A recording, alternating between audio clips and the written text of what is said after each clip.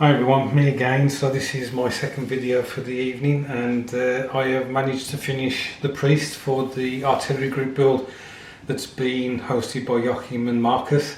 Again guys, thanks ever so much for hosting this, and I'm glad I was able to jump in on it even though it was practically at the last minute. I had started this build in December, I think it was, but didn't progress it very quickly. So as you can see, this is the 176 scale M7 HMC Priest, which is an old Matchbox kit repopped by Revell, and I was going to build it as a British vehicle. Was it the Honourable Artillery Company, Royal Horse Artillery? Now I did have a slight problem with the decals on this. This decal here, which goes on both sides of the vehicle, it just broke up in the water, and I mean it was unbelievable. It just shattered. I wasn't able to use them, so those decals are missing from the vehicle. Before I show you the finished result, I just want to show you the process of making the base. So the base was made using a pre-made plastic base from Games Workshop. This one's slightly smaller than the one that I used. What I did was I used this polyfiller, which is used for filling in cracks in your plaster and things like that, and screw holes that you no longer need. So I used spatula to put that over the base, and then whilst it was still wet, I mixed some of this coarser sand with some fine sand, and then I mixed that up, and then I sprinkled it over the base. Then I used this to just tap it down into the polyfiller to hopefully adhere to the polyfiller, and then again, whilst it was still wet, I pressed down the priest, so it gave an impression within the diorama, within the surface, so it hopefully would look like the tank is actually sunk slightly within the surface of the diorama.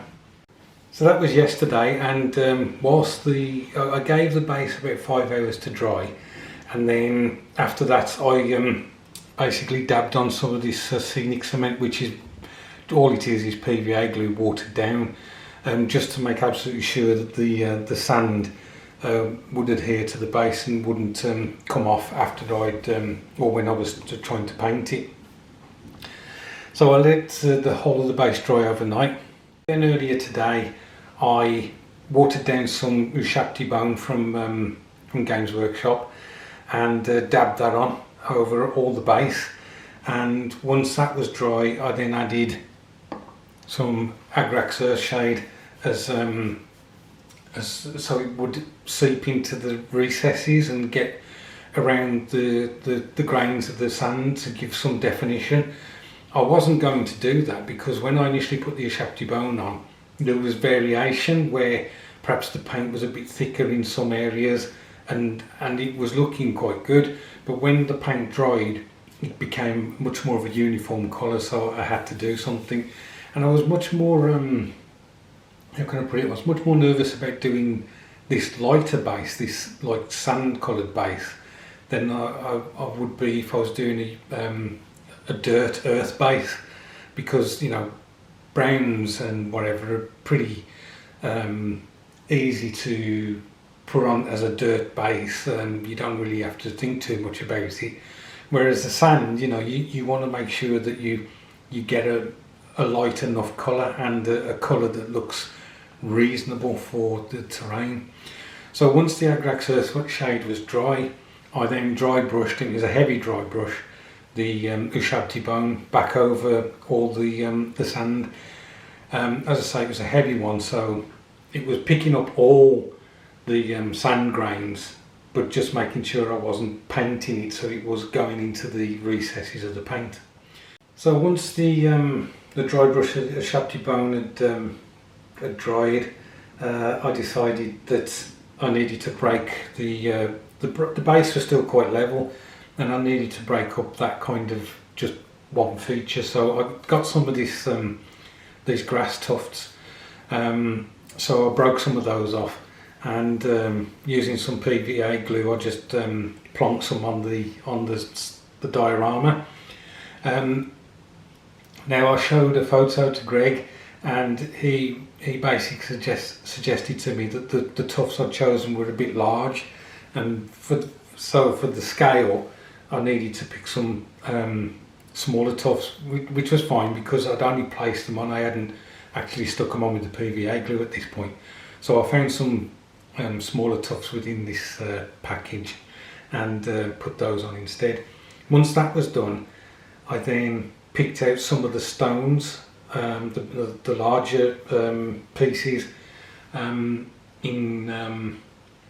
I think it was administrating grey. Once that was dry, I then gave them a wash and non-oil, and I left it at that. So with all that said, let me now go and get the build and the dio. We'll have a look at it together. So here it is, guys, the finished dio and the finished build itself. The last thing I did was I painted up some of the shell casings. These are obviously shells that are ready to be used, but they only come that length. You just pop them into the top of the ammo case.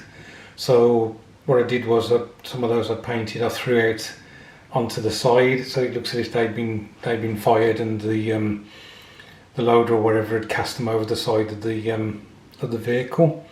I've lost my turntable. I don't know where I put it, so I can't really turn this around for you apart from by hand.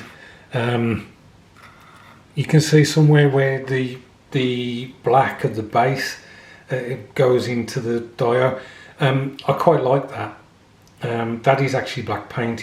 I haven't just left the base showing through. I quite like the way the dio is almost like coming out of the base, if you like. The tracks had just a wash of, it was a sand coloured pastel I had. I may have to take some of that off, it looks a bit heavy in parts. The vehicle, after the decals were sealed in, had a wash of a dark brown pastel, and most of that was wiped off. And that's basically it. So I really enjoyed the build, as I say, apart from those two aspects, and it was because I enjoyed the build that persuaded me to do a dio for it rather than just use the Matchbox dio. The other thing is the diorama that Matchbox provides you with is very how can I put it, it's very narrow, and the crease doesn't sit quite right. It almost sits lopsided, and I didn't want that. I wanted it to be you know, sat flat. You can see where I tried to get the vehicle to be actually within the dio. I don't think I pushed down hard enough, and I don't know whether the polyfiller, when it was drying, kind of moved as it was drying, so it didn't quite work as well as I'd hoped. But it's finished. You know, my entry into the artillery group build is finished. Now, I said I was going to do possibly one more, but it finishes the end of February, which, as I mentioned before, doesn't leave me a lot of time to do anything, and I want to try and get the Feischler Storch finished for finish up February. So I may just leave it at this. If I find time, there's a couple of, I'm hoping, quite easy builds that I could throw together, but we'll see. Anyway, guys, this video is going on a bit. Thanks ever so much for watching. I hope you're at the start of your week goes well tomorrow, Monday. Back to work, unfortunately, but at least it gives me tokens to go to the model shop and get models done. Look after yourselves, and I'll catch up with you soon.